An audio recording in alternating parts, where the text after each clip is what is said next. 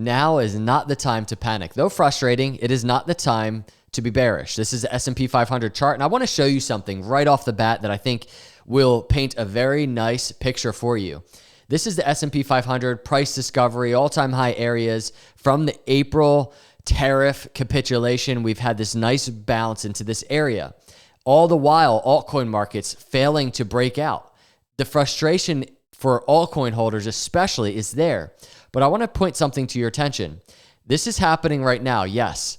But I want to go back to last cycle, and I want to go back to November 2020.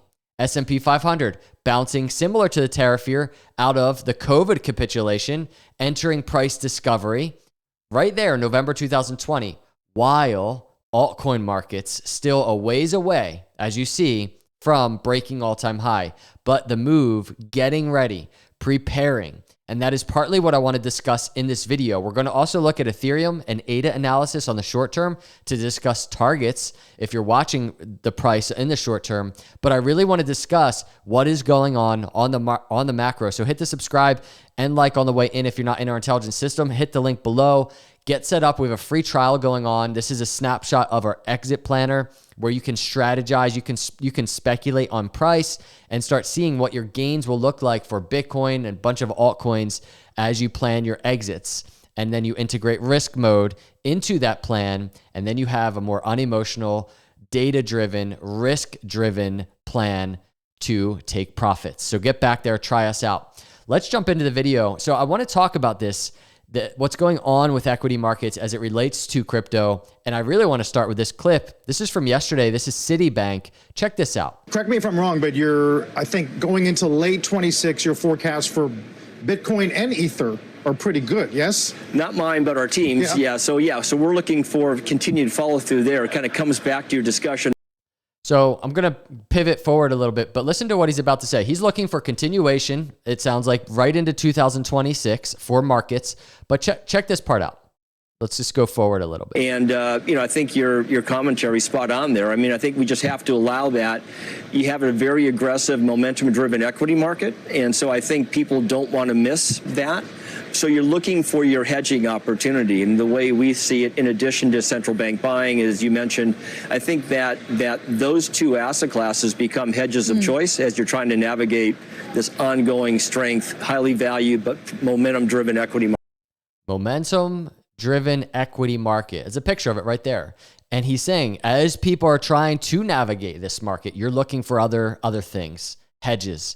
And he's talking about Bitcoin and Ether, and I throw altcoins right into the mix because the crypto market, as you know, the amount of ETFs for altcoins that are just piling up, waiting for approvals is insane. So this is, and just look at this. Look at what he's saying. And this is how the markets work, right? We see it last cycle. S&P 500 leading the way, and liquidity just starts flowing towards even higher risk assets like Bitcoin and crypto. So that's a very nice visualization even of last cycle of this playing out. And it's just pretty crazy because if you even just look at the fractal from the COVID swing low for S&P 500, just look at this. There is no guarantee what happens next, but there's a very strong case. The run is not over. And there's a very strong case for altcoins that, yeah, we are right around here. And I've been looking at that piece of data from so many different aspects, right? Even in our intelligence system, I don't mean to be just keep playing this over and over every video, but still, we're at a 27, everybody. And if you go look at October, and then here's November, there's the lower 30s in November, mid-November, 33. We are at a very similar risk level. That's just data. And these are strong reasons why I continue to be bullish. I'm not just being bullish just for the fun of it. There's reasons for it. So that's number one. Now, before we get into Ethereum and Cardano analysis, I want to just go over a couple of things. I posted this. This was October 1st, if you remember, not long ago. Crypto was pumping. Everybody's all getting excited. And I said, everyone's celebrating Uptober because we're up 4% on the first day of October might be the most bearish thing I've seen in the last week. And then what did we see? We've seen just a lot of volatility. And here's October 1st, by the way, swing high, and now we're falling. And there's just a lot of liquidations across the board. Longs being liquidated, shorts originally being liquidated. And I just really think that they're going to play narratives, in this case, Uptober, because this is what keeps happening. They keep playing the narratives and kind of just washing everybody out, longs and shorts. So it's kind of, I don't want to just sound crazy, but it's almost a good thing that the first half of October is, we're starting to fall again. And I say that in perspective of Q4 in total as well. So that's number one. But let's talk about some things going on. $5.1 trillion asset manager State Street says 60% of institutional investors plan to increase their allocation in Bitcoin and crypto. I think back to this clip that we just saw, this momentum-driven market going to flow from equities into crypto. And I look at this stat that backs that up. And then I look at this. BlackRock's Bitcoin ETF surpassed 800,000 Bitcoin in assets under management worth approximately 100 billion, the fastest growing ETF in history. Not in crypto history, but just in financial history. The fastest growing ETF. That's crazy. And we bring that into play into all the other altcoin ETFs that are just getting ready to set up for approval. And we see, even yesterday, $148 million inflows for Ethereum ETF, while Ethereum price, it's consolidating. So I want to talk about 2 targets for Ethereum, and I want to talk about 3 targets for Cardano, more so to the support areas. And I will discuss like breakout areas if it happens, but let's just talk about this. The move, first off, that I've been talking a lot about is the breakout out of the multi-year triangle, that trend line you see there, and it's a throwback to the triangle itself. It's still in play. It's one of the 2 targets that I'm watching. But in terms of Ethereum, it's at already 1 target, but there's 2 more I want to discuss. This 20 and 50-day moving average is an area of interest we've been discussing on the YouTube channel, just because we want to see if Ethereum is going to see support. There's a case where Ethereum bounces in the next couple of days and we start actually breaking to the upside. Then we kind of have like this inverse head and shoulders in play. And then you'll see a lot of people getting bullish very quick. But right now we're at support, exactly at support at the 20-day moving average. So that's that first target that we can continue to monitor, because how will today end in almost 9 hours left of trading? Time will tell. But the 2 other targets are this. It's very simple. And these are short-term, you can call them bearish if you want because it's downside, but it's not like, these aren't like bear market triggers or anything. Swing low to swing high, higher low Fibonacci, 4,200 to around 4,000. That could be if this fails here, kind of this short-term fail-safe support, maybe Ethereum does make a move there, and maybe there's support. And then we're trending higher.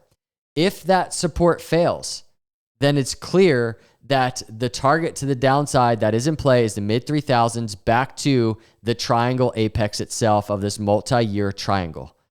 It's still in play. And if the move happens, I'm not going to turn into a macro bear. I will just sit here and think as an analyst, that was a normal technical move. And the way that it's playing out, if it happened, taking kind of some time, being volatile, would make sense for such a massive triangle, right? It's not like we're just going to get a fake breakout, boom, right back down. It could happen, but the fact that it's taking longer, if it is going to happen, that would make sense as well. But we have targets. We have short-term support areas to watch for. There's no guarantee that target will be hit.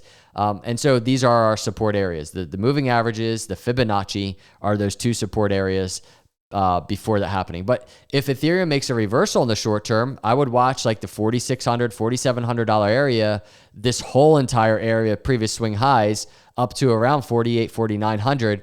If Ethereum starts breaking into that area and above, we might have a continuation and a very nice bullish momentum reversal in play on the short term. Going over to ADA to talk about downside, and then we'll look at upside.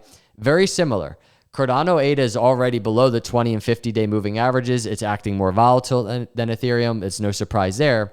But if we're looking at support areas, support areas and targets, there's really 3 I wanted to take a look at. One is where we are right now. It's this previous swing low to swing high, this very small Fibonacci. Cardano is there right now. You can just see that area is around 78 cents to around 80, 81 cents. We're hovering at that potential support. If support fails, there's basically two other targets I just want to discuss very quickly. Number one is the 200. There is a 200-day moving average right here. That is around 74 cents. Maybe ADA is going to wick down there, try and get some support, and then bounce. And if that fails, then we have our target that we've talked about already into the 60s for ADA.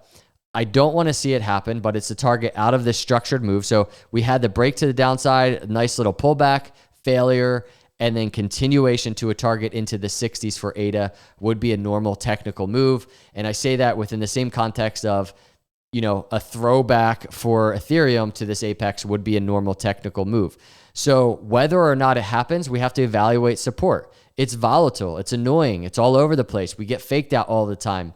I'm not saying the move is exactly similar, but all of this mess back here, 27 cents, 40 cents, back down to 30 cents, back up to like 41, 42 cents, back down to like 30 cents.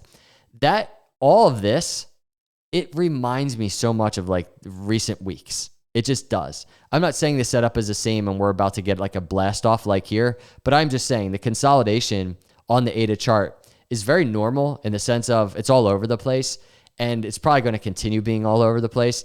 But let's monitor support areas. For the upside, I just want to watch this trend line. If crypto gets any type of momentum move to the upside, I want to see this trend line broken.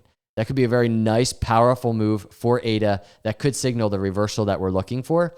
And then all the while, kind of not confluent with that, but we have this swing high back here, lower high, another lower high. We have a nice trend line I think we can kind of chart right here. If we want to see the beginnings of a breakout for ADA, I would really say even 87 cents, 88 cents. If ADA can start making a move, even off the Fibonacci, start breaking to the upside, this could be the beginning of a reversal for ADA to continue to the upside. So these are things I'm watching. Have no idea how it will play out. I just know the volatility is normal, and we have to be very careful with just buying into these short-term narratives like Uptober, because we see how these markets move time and time again. So I wanted to share these thoughts with you.